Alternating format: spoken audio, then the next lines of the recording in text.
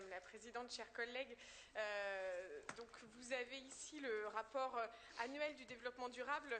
que nous présentons chaque année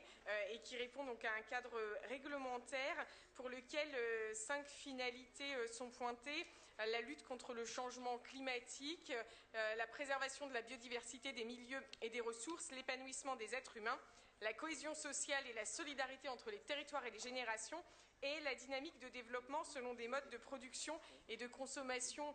responsables. Donc, vous avez décliné l'ensemble des actions que nous avons menées durant l'année dernière autour de ces axes,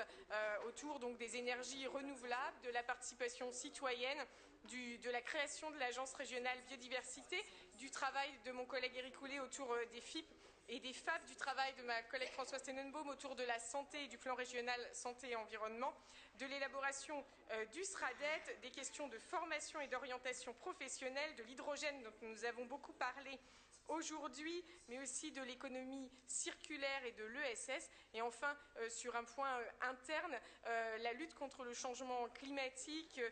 et le soutien au développement des modes de production et de consommation responsables à l'intérieur de la région. C'est ce que l'on souhaite aussi, une exemplarité dans nos bâtiments, dans nos lycées,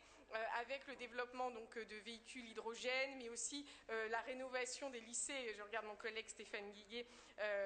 sur les questions d'isolation de toiture qui permettent de faire baisser les charges de fonctionnement de manière assez significative. Et un point important